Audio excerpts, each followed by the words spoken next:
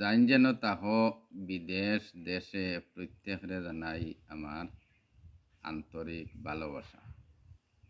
আশা করি আপনারা সুস্থ শরীর নিয়ে ভালো আছেন। আমি আমার এই পেজের মধ্যে সবাইরে চাই ভালোবাসা দেওয়ার জন্য।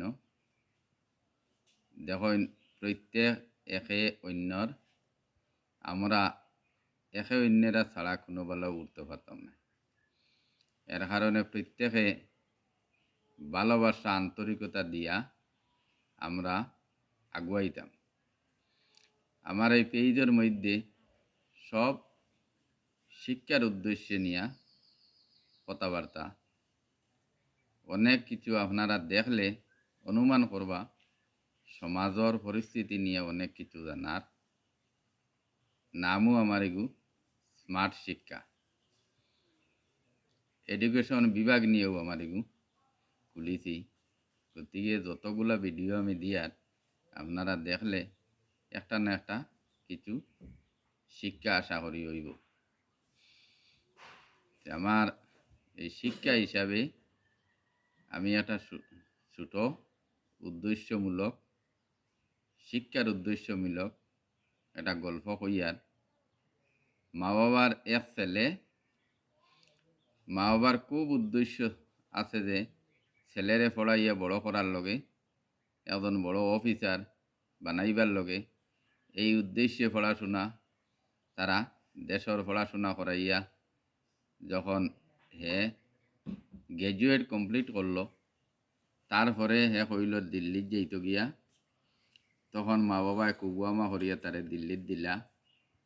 দেবার পরে হিকানো তো আর মা বাবায় বড় কষ্ট করি ইবাদু দেখাশোনা করিয়া তারে ছোটতনে পড়াইছিল। আর দিল্লিত যাবার পরে তখন তার পার্সোনাল ব্যাপার তখন মা বাবায় দেখরা না। হিকানো যাবার বাদে সঙ্গ করছে বন্ধু বান্ধব লইয়া যখন চলা লাগাইল, তখন এ লাইন আউট হয়ে গেল। তখন ও মোবাইলত বিভিন্ন ধরনের খেলা আছে, খেলা আরম্ভ করলো মোবাইলও। আর বাড়িতনে খালি টেকানের সবসময় শহর অঞ্চল রাজধানীত।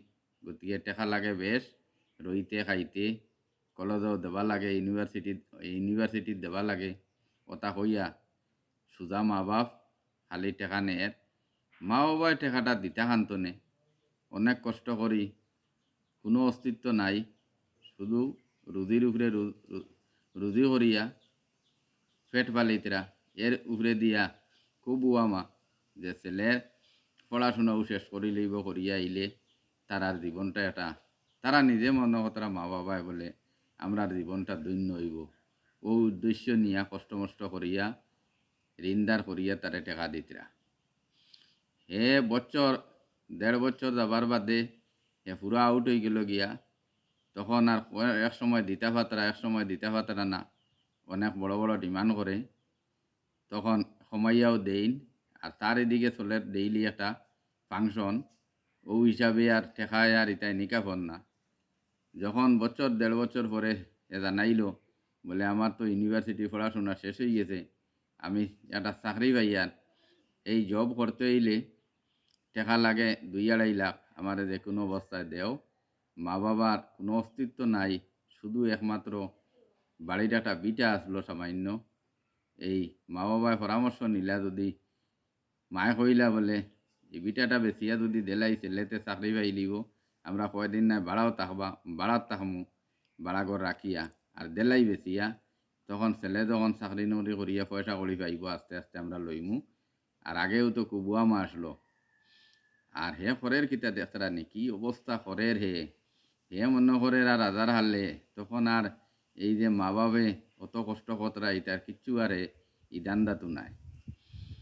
তখন বাড়ি বিক্রি করে লিলা, করিয়া দিলা তারে টাকা 2.5 লাখ বিক্রি করিয়া।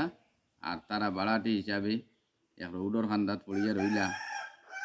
তখন রুজি রোজগার কতরা খাইতরা মোটামুটি কষ্টর সীমা হয়ে যার গিয়া।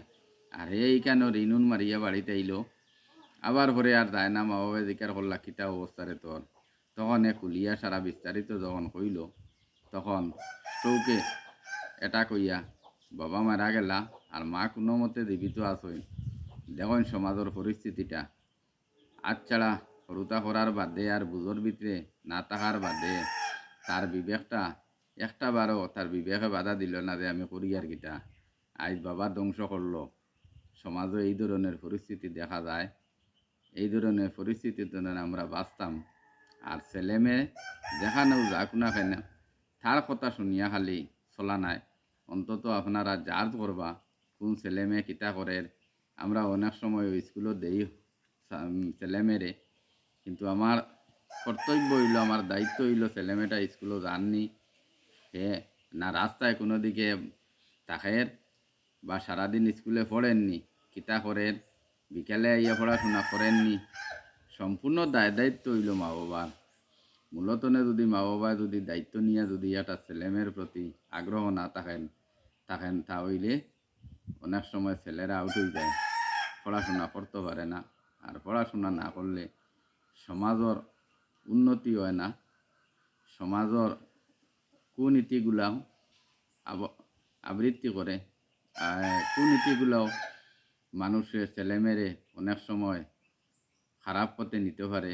এর কারণে আমরা সমাজও বিভিন্ন ধরনের সমস্যা দেখতে পাই। এই ধরনের সমস্যা তো সবাই খুশ করতাম, চেষ্টা করতাম করিয়া সমাজের উন্নত করতাম। আমার এই পর্যন্ত আজকে সকলের দীর্ঘ আয়ু কামনা করে আজকের মতো এখানে ধন্যবাদ জানাইয়া শেষ করলাম।